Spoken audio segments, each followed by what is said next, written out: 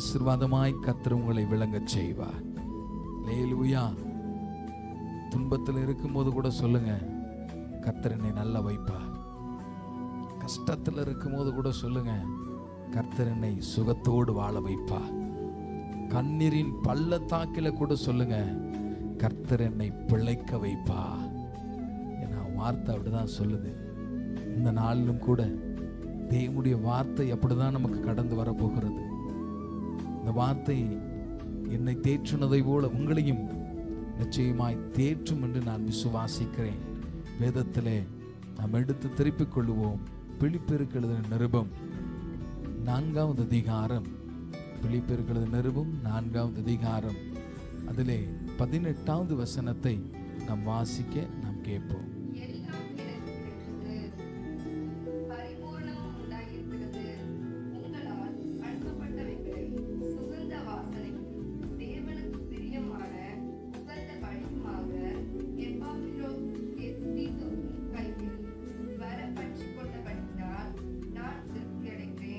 ஹல்லேலூயா.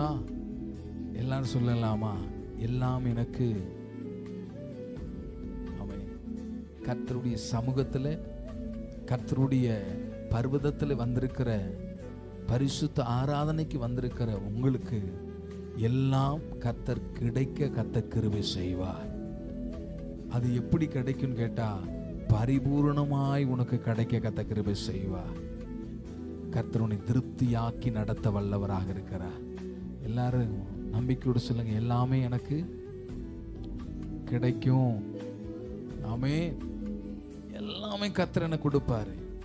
நீ எதெல்லாம் விரும்புறியோ, நீ எதெல்லாம் நேசிக்கிறியோ, நீ எதெல்லாம் ஆசைப்படுறியோ, நீ எதெல்லாம் கர்த்தருடைய நாமம் மகிமைக்காக தேவ சமூகத்திலே ஊக்கமாய் ஜெபித்து கொண்டிருக்கிறியோ, எல்லாவற்றையும் கர்த்தர் உனக்கு பரிபூர்ணமாய் தர வல்லவராக இருக்கிறார். நீங்க பரிபூர்ணமான ஆசீர்வாதத்தை நீங்க பெற்றுக்கொள்ளுவீங்க. இந்த வேத பகுதி அப்போஸ்தலனாகிய பவுல் சொல்லும் பொழுது எந்த இடத்துல இருந்தவர் சொல்லுகிறார் என்று கேட்டால், அவர் சிறையிருப்புல இருந்து சொல்லுகிறார். பாடுகள் நிறைந்த ஒரு சிறையில் இருந்து அவருடைய வாயிலிருந்து சொல்லப்படுகிற வார்த்தை, எனக்கு எல்லாமே அவரிடத்திலிருந்து கிடைத்தது. அல்லேலூயா. சில பேர் பாடுகள், துக்கங்கள், வேதனைகள் வரும்பொழுது நிறைவான வாக்கு தத்தங்கள் நம்முடைய வாயிலே வருவது அல்ல. ஐயோ, ஆண்டவர் என்னை கஷ்டப்படுத்திட்டாரு, ஐயோ நான் இழந்துட்டேனே, ஐயோ ஐயோ என்றுதான் நம்முடைய வாயில வரும். நம்ம இவ்வளவு நாளா ஆண்டவர் கொடுத்ததெல்லாம் மறந்துடுவோம். இவ்வளவு நாளா அற்புதம் செய்ததெல்லாம் என்ன செஞ்சிருவோம்? மறந்துடுறேன். ஒரு சின்ன ஆக்சிடென்ட், ஒரு சின்ன விபத்து, ஒரு சின்ன மனஸ்தாபம், ஒரு சின்ன பிரிவினை, ஒரு சின்ன வார்த்தை. பிசாசு தந்திரம் உள்ளவன். அல்லேலூயா. ஆமே. ஒரு சின்ன காரியத்தை, விபத்தை ஏற்படுத்தி தேவன் செய்த சகலத்தையும் மறக்கடிச்சறதான் பிசாசுடைய தந்திரம். அல்லேலூயா. அதனாலதான் நீங்க எப்பொழுதும் எப்படி இருங்கள் கேட்டா, விழித்திருங்கள். ஆமே. எப்பொழுதும் எப்படி இருங்க? விழித்து ஜெபம் பண்ணுங்க. ஏன்னா பிசாசானவன் திருடவும் கொல்லவும் அழிக்கவும் வருகிறார். ஆண்டவர் தெளிவா சொல்லிட்டாரு. ஃபர்ஸ்ட் அவன் திருட வரான், இரண்டாவது கொல்றதுக்காக வரான், மூணாவது என்னை தடமின்றி அழிக்கிறதுக்காக வரான். கொல்ல, திருட, எதை திருட வரான்? என் ஆசீர்வாதத்தை அவன் திருட வருகிறான்.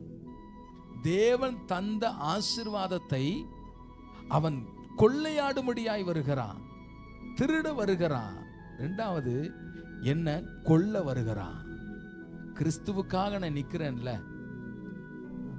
கிறிஸ்துவுக்காக பாவத்தை விட்டு விலகி நிக்கிறேன்ல, கிறிஸ்துவுக்காக அக்கிரமத்தை விட்டு விலகி நிக்கிறேன்ல, கிறிஸ்துவுக்காக என் பாரம்பரியத்தெல்லாம் விட்டு நான் நிக்கிறேன்ல, அதனால என்ன செய்ய வரான்? இரண்டாவது கொல்ல வரான், மூணாவது என்னை தடமின்றி அழிக்க வரான். தேவன் செய்த நன்மை ஒரு தடம் கூட இல்லாம உன் வாயிலேயே எல்லாத்தையும் அழிக்க வரான். அதனால கர்த்தர் சொல்லுகிறார், விழித்து கேட்கல, ஜெபம் பண்ணுங்க. எப்படி ஜெபம் பண்ணுங்க? விழித்திருந்து ஜெபம் பண்ணுங்க. கர்த்தர் செய்த நன்மைய ஒரு காலும் மறவாதீங்க. தேவன் செய்த நன்மையை ஒரு காலும், இக்கால பிரச்சனைகளை குறித்து, இக்கால போராட்டத்தை குறித்து, இன்னைக்கு நடக்கிற சண்டையை வைத்து கர்த்தரை மறந்துடாதீங்க. அவர் செய்த நன்மை உன் வாழ்நாள் ஃபுல்லா ஒரு மனிதனாலும் செய்ய முடியாது. அதனாலதான் அப்போஸ்தலனாகிய பவுல் சிறையிருப்பில் இருக்கும்போது சொல்லுகிறார், எனக்கு எல்லாம் கிடைத்தது. ஹல்லேலூயா. நீ கர்த்தரை ஆராதிக்க வந்திருக்கிற நீங்க எல்லாரும் சொல்லுங்களேன், கர்த்தர் எனக்கு எல்லாம் கொடுத்திருக்கிறார். இன்னைக்கு ஒருவேளை நீங்க பள்ளத்தாக்குல இருக்கலாம், கண்ணீரில் இருக்கலாம், வேதனையில இருக்கலாம், உபத்திரவத்தில் இருக்கலாம், பிரிவினையில இருக்கலாம், பிரச்சனையில இருக்கலாம், எனிதிங் எதுவாக இருக்கட்டும். ஆனா நீங்க நம்புங்க, கர்த்தர் எனக்கு எல்லாம் பரிபூர்ணமாய் தர வல்லவராக இருக்கிறார். இயேசு என்னை திருப்தியாய் நடத்த வல்லவராக இருக்கிறார். இந்த கசந்த மாறாவையும் தேவன் கடக்க கத்த கிருபை செய்வார். காணா ஒரு கல்யாணத்துல திராட்சரசம் தீந்து போகணும்னு கர்த்தருடைய திட்டம். அல்லேலூயா. அங்கு ஒரு குழப்பம் வரணும்னு தேவ தீர்மானம் தேவன் முன்குறித்து வைத்திருக்கிறார். இன்னைக்கு நீங்க சொல்லுங்க, என் வாழ்க்கையில இன்னைக்கு கொஞ்சம் குறைவுகளை நான் சந்தித்து கொண்டிருப்பேன் என்றால் இது என்னுடைய திட்டம் அல்ல, இது மனிதனுடைய திட்டம் அல்ல. கர்த்தர் ஒரு முகாந்திரத்தோடு இன்றைக்கு நீ நடத்தி வருகிறார். அல்லேலூயா. இன்னைக்கு ஒருவேளை அந்த காணா ஒரு கல்யாணத்துல ஒரு நல்ல விசேஷித்தம் நிறைந்த ஒரு திருமணம், அங்க என்ன வந்துருச்சுன்னு கேட்டா குழப்பமும் பிரச்சனையும் வந்துருச்சு, மனஸ்தாபமும் வந்துருச்சு. அல்லேலூயா. இதெல்லாம் எதுக்கு அடையாளமா இருக்கு அப்படின்னு கேட்டா கர்த்தர் செய்ய போகிற அற்புதத்துக்கு அடையாளமா இருக்கிறது. எத்தனை பேர் ஆமென் சொல்ல முடியும்? இன்றைக்கு நம்ம குடும்பத்திலே நடக்கிறதான சில பிரச்சனைகளும் உபத்திரவங்களும் போராட்டங்களை நினைத்து நீ கலங்காதே. கர்த்தர் ஏற்கனவே முன்குறித்து வைத்திருக்கிறார். அவருக்கு அறியாதது ஒன்று உன் குடும்பத்திலே நடக்கவே இல்லை. அல்லேலூயா. எல்லாம் ஒரு சித்தத்தின்படி நடக்கிறது. சொல்லு, நான் பாதாளத்தில் படுக்கப்பட்டான்னு சொல்லுவே, எனக்கு எல்லாம் பரிபூர்ணமாய் கர்த்தர் தர வல்லவராக இருக்கிறார். எனக்கு எல்லாம் கர்த்தர் சம்பூர்ணமாய் தர வல்லவராக இருக்கிறார். எல்லாத்தையும் தேவன் எனக்கு திருப்தியாய் தர வல்லவராக இருக்கிறார். அவருடைய சித்தத்தின்படி கர்த்தரை நடத்தி கொண்டே இருக்கிறார். அல்லேலூயா. இந்த ஒரு விசுவாசமான ஒரு அற்புதமான ஒரு வாக்கு தத்தம் எல்லாம் உனக்கு என்ன செய்யும்? கிடைக்கும். இன்னைக்கு இந்த ஜெபத்துக்கு வந்திருக்கிற நீங்கள் இதுவரை கிடைக்காமல் இருக்கலாம், இதுவரை உன் கையை மீறி போனதாக இருக்கலாம். ஆனா இன்றைக்கு நீங்க விசுவாசிங்க, எல்லாமே கர்த்தர் எனக்கு கிடைக்க கர்த்தர் கிருபை செய்வார். எத்தனை பேர் நம்பிக்கையோடு சொல்ல முடியும்? சொல்லுங்க, எல்லாமே எனக்கு கிடைக்கும். எத்தனை பேர் ஆமென் சொல்ல முடியும்? அல்லேலூயா. எல்லாமே கர்த்தர் உனக்கு பரிபூரணமாய் தேவன் தருவார். மூன்றாவது, உனக்கு திருப்தியாய் உன்னை வழி நடத்த வருகிறார். அல்லேலூயா. இந்த காரியம் ஆசீர்வாதத்தை நாம் பெற்றுக்கொள்ள வேண்டும் என்றால் சில காரியங்களை வசனத்தின் மூலியமாய் கர்த்தர் இந்த நாளிலே நமக்கு கற்றுக் கொடுக்க போகிறார். அதே பிலிப்பியர் புஸ்தகத்துல தான் இந்த 4வது அதிகாரத்துல சில காரியங்களை மாத்திரம் நாம் படித்து தெரிந்து கொள்ள போகிறோம். அல்லேலூயா. எல்லாரும் வேத புஸ்தகத்தை எடுத்துக்கங்க, பிலிப்பியர் புஸ்தகத்தை திருப்பிக்கங்க, 4வது அதிகாரம். ஆமென். ஆசீர்வாதத்தை பெற்றுக்கொள்ள வேண்டும் என்றால் முதல்ல நான் செய்ய வேண்டிய காரியம் என்னன்னு கேட்டா 4வது அதிகாரம் 1வது வசனத்தை நீங்க வாசித்து பாருங்களேன். அதனால் எனக்கு பிரியமும் வாஞ்சையுமான சகோதரரே, எனக்கு சந்தோஷமும் கிரீடமும் ஆனவர்களே, பிரியமானவர்களே, இந்தபடியே கர்த்தருக்குள் வாக்குத்தத்தத்தை சுதந்திரிக்க போகிற நாம் கர்த்தருக்குள் என்ன செய்யணுமா? நிலைத்திருக்கணும். முதல்ல தேவனிடத்துல எதிர்பார்க்கிற காரியம், நீ சபைக்கு வருவது முக்கியம் அல்ல, ஆராதனையில பங்கு பெறுவது முக்கியமல்ல, நீ என்ன செய், எனக்குள் நிலைத்திருக்கணும். அழைக்கப்பட்டவர்கள் அநேகர், தெரிந்து கொள்ளப்பட்டவர்கள் சிலர். ஆனா நிலைத்திருக்கிறவர்களையே கர்த்தர் என்ன செய்கிறாரா, தனக்கென்று தெரிந்து கொள்ளுகிறார். எத்தனை பேர் ஆமென் சொல்ல முடியும்? நிலைத்திருக்க நம்ம கற்றுக்கொள்ளணும். எந்த நேரத்தில் பாஸ்டர்? எல்லா நேரத்திலும். நிலைத்திருக்குன்னா எப்படி? வேதத்தில் இன்னொரு வசனம் சொல்லப்படுகிறது. யோவானின் புஸ்தகம் 6வது அதிகாரம், யோவானின் புஸ்தகம் 6வது அதிகாரம், அதுல 56வது வசனத்தை நீங்க வாசித்து பார்ப்பீங்கன்னா, யோவான் புஸ்தகம் 6வது அதிகாரம் 56வது வசனம்.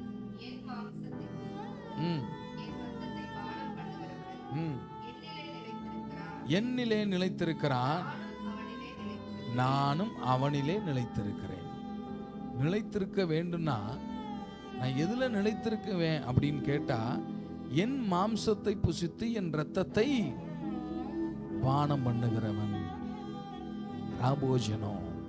ஹல்லேலூயா.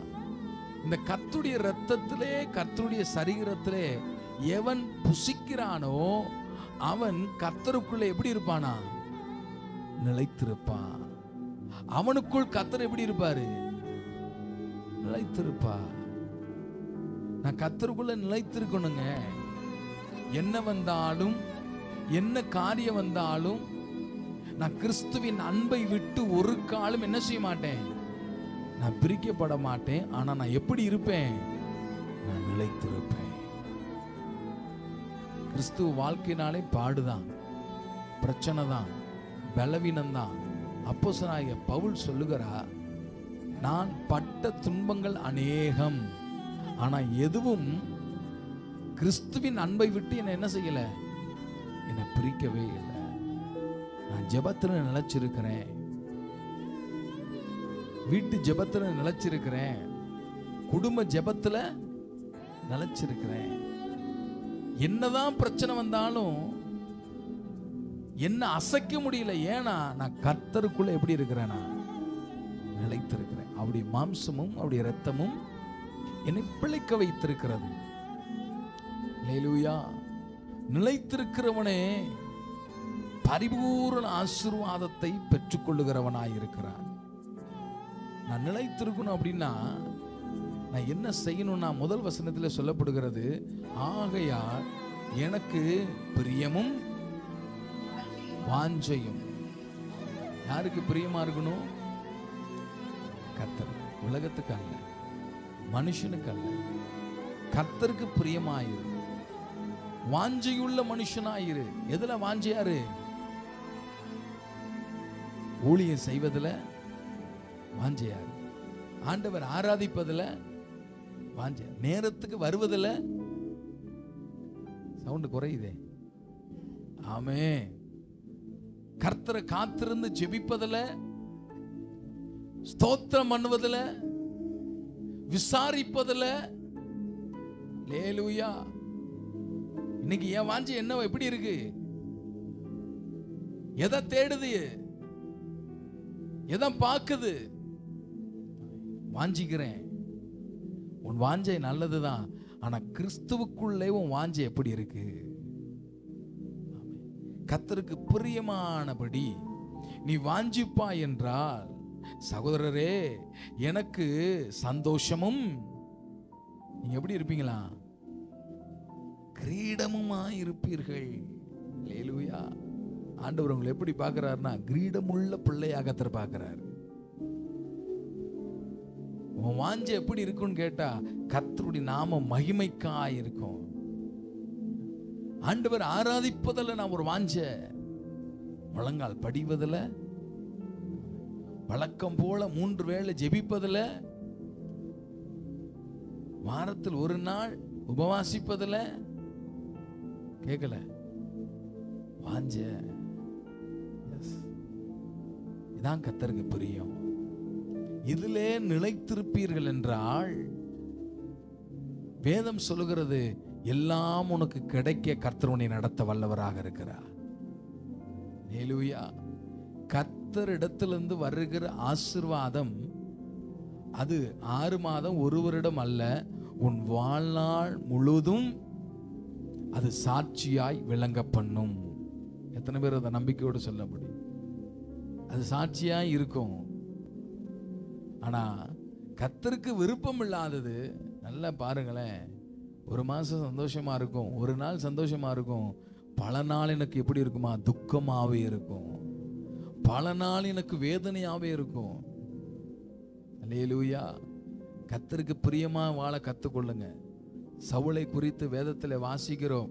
கர்த்தருக்கு பிரியமா இருந்த மனுஷன் இப்ப கர்த்தருக்கு பிரியமில்லாததை செய்யும் பொழுது அவனுக்குள்ள சமாதானம் போயிருச்சு.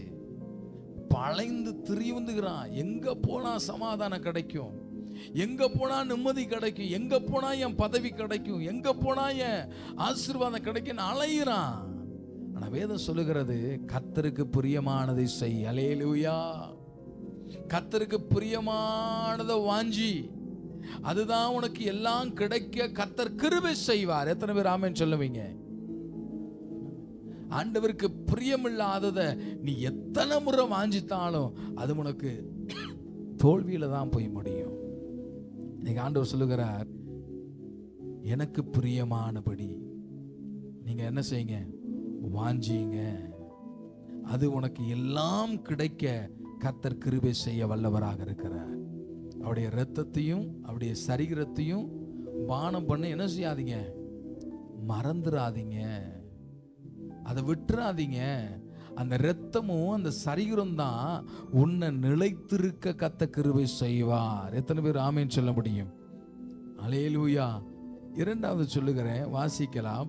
அதே பிலிப்பியர் புஸ்தகம் 4வது அதிகாரம் 2வது வசனத்தை வாசிங்க.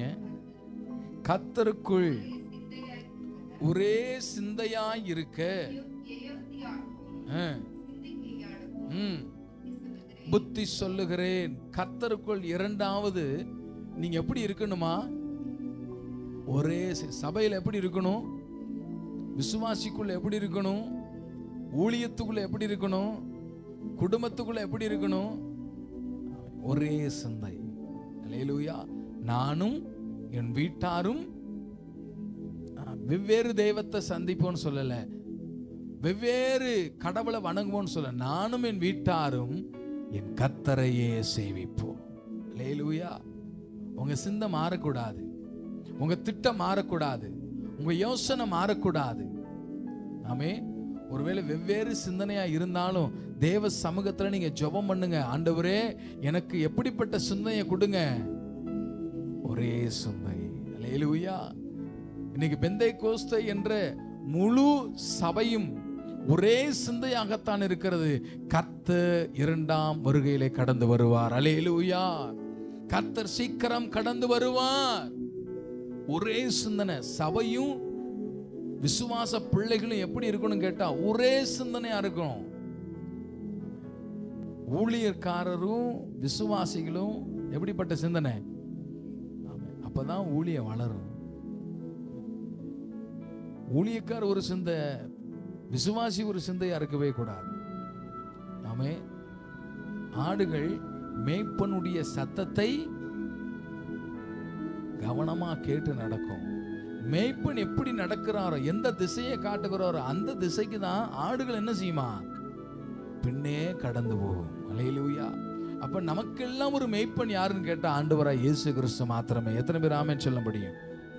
அப்ப அந்த இயேசு கிறிஸ்துவின் சத்தத்துக்கு, கர்த்தர் காட்டுகிற வழிக்கு ஒரே சிந்தை உள்ளவர்களாக நாம் நடப்போம் என்றால் நிச்சயமாகவே கர்த்தர் எனக்கு நியமித்ததை நான் பெற்றுக்கொள்ள கர்த்தர் இந்த நாளிலே உங்களுக்கு கிருபை அருளுகிற தேவனாய் இருக்கிறார். அல்லேலூயா. உனக்கு எல்லாமே உனக்கு கிடைக்க கர்த்தர் கிருபை செய்வார். வேறு சிந்தனையாய் அல்ல, ஒரே சிந்தனையாய். ஆமே. ஆண்டவராய் இயேசு கிறிஸ்து இந்த பூமிக்கு வந்து ஒரே சிந்தனை, பிதாவும் இயேசு கிறிஸ்துவும் பரிசுத்த ஆவியும் ஒரே சிந்தனையாக இருந்ததுனால தான் உலகத்தை ஜெயிக்க முடிந்தது. அல்லேலூயா. பாவம் அவரை மேற்கொள்ள முடியல, உலகம் அவரை மேற்கொள்ள, அதிகாரங்கள் அவரை மேற்கொள்ள முடியல. ஏனென்றால் ஒரே சிந்தனை, இந்த உலகத்துக்கு ரட்சிப்பு வேண்டும். அல்லேலூயா. இன்னைக்கு நாமும் நம்முடைய பிள்ளைகளுக்காக, உங்க குடும்பத்துக்காக, உங்க எதிர்காலத்துக்காக, உங்களுடைய சந்ததிகளுக்காக ஒரே சிந்தனையோடு நாம் ஜெபிக்கும் பொழுது நிச்சயமாய் நான் வேதத்திலே சொல்லப்பட்ட வார்த்தை மூலமாய் கர்த்தர் பரிபூரண ஆசீர்வாதத்தை கர்த்தர் உங்களுக்கு தர வல்லவராக இருக்கிறார். தருவான்னு சொல்றவங்க மாத்திரம் ஒரு அலையிலே சொல்லலாமா? அல்லேலூயா. மூன்றாவது 4வது வசனத்தை நம்ம வாசிக்கலாம். கர்த்தருக்குள் எப்பொழுதும் சந்தோஷமாயிருங்கள், சந்தோஷமாயிருங்கள் என்று மறுபடியும் மறுபடியும். ஆமென். கர்த்தருக்குள்ள எப்படி இருங்க? யாருக்குள்ள? இன்னைக்கு நாளைக்குன்னு மாத்திரம் இல்லை. ஆசீர்வாதத்தை பெற்றுக்கொள்ளணும்னா நான்காவது நான் கடைபிடிக்க வேண்டிய காரியம், கர்த்தருக்குள்ள எப்பொழுதும் லாபமானாலும் எப்படி இருங்க? அவர் சிறையில் இருந்து சொல்றாருங்க, வேதனையின் உச்சக்கட்டத்திலிருந்து சொல்லுகிறார். இனி நான் வெளியே வருவனா, மரணமா, ஜீவனான்னு தெரியல, ஆனால் நான் இந்த நேரத்தில் நான் எப்படி இருக்கிறேன்னு கேட்டா கர்த்தருக்குள்ள. அல்லேலூயா. சாப்பாடு இல்லை, இருளான சிறை, ரொம்ப கடினமான ஒரு சிறை, ஆனா எப்படி இருக்கிறேன்னு சொல்றாரு. எப்படி இருக்கிறேன்? எல்லாம் சொல்லுங்க, நான் கர்த்தருக்குள்ள சந்தோஷமா இருக்கிறேன். எத்தனை பேர் ஆமேன்னு சொல்ல முடியும்? இந்த பழக்கம் உங்களுக்குள்ள வரணும். ஆமே. கர்த்தருக்குள்ள நீங்க எப்பொழுதுமே இல்லாத நிலைமையில முறுமுறுக்காதீங்க. இல்லாத நேரத்துல, தேவையின் நேரத்துல, என்னடா ஆண்டவர் இப்படி பண்ணிட்டாரு, என்னடா இவ்வளவு கஷ்டப்பட்டு என் கையை மீறி போயிருச்சேன்னு நீங்க முறுமுறுக்காதீங்க. அதற்கு பதிலா நீ என்ன செய்யுங்க? சந்தோஷமாயிருங்கள். அல்லேலூயா. மறுபடியும் சொல்லுகிறேன், யோபு பக்தன் உதட்டளவு கூட என்ன செய்யல, அவன் முறுமுறுக்கவே இல்லை. அல்லேலூயா. உதட்டளவு கூட மனைவிய, பிள்ளைகளை, சகோதரர்களை, நண்பர்களை என்ன செய்யலையா? திட்டுனானா? ஆமே. திட்டுனானா இல்லையா? கேட்கல, திட்டல.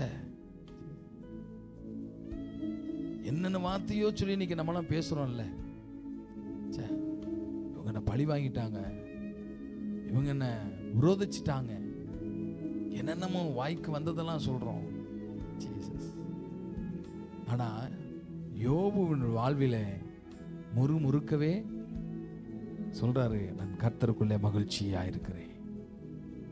என் உடம்பு சலங்கள்னாலே நிரம்பி இருக்கிறது, புண்கள் என்னை குத்தி கொண்டிருக்கிறது, அரிப்பு தாங்க முடியல, வேதனை தாங்க முடியல. அதனால நான் எதுல பிறல்றேன்? நான் சாம்படல பிறல்றேன். உடுத்த உடை இல்ல, போட முடியல. உஷ்ணம் எனக்கு ஒரு பக்கத்து நெருக்குது, வியாதி ஒரு பக்கத்து நெருக்குது. ஆமே. மனுஷர்களை என ஒரு பக்கத்து நெருக்குறாங்க, உறவு என் பக்கத்து நெருக்குது, நான் கட்டின மனைவி ஒரு பக்கத்து நெருக்குறாங்க. ஹல்லேலூயா. ஆனால் என்ன செய்யல? அவன் முறுமுறுக்கவே இல்லை. அவன் கர்த்தருக்குள் சந்தோஷப்பட்ட அந்த சந்தோஷம்தான் அவனை மறுபடியும் இழந்ததை இரட்டிப்பான நன்மையை பெற என் ஆண்டவர் கிருபை செய்தார். எத்தனை பேர் ஆமேன்னு சொல்ல முடியும்? சத்தம் ஒரு அலையில சொல்லலாமா? அல்லேலூயா. கர்த்தர் உனக்கு எல்லாமே கிடைக்க கர்த்தர் கிருபை செய்வார். எத்தனை பேர் ஆமேன்னு சொல்ல முடியும்? எனக்கு எல்லாமே கிடைக்கும்னு சொல்லுங்க. பரிபூர்ணமாய் கிடைக்கும், திருப்தியாய் கிடைக்கும். நீ முறுமுறுக்காம இருந்தனா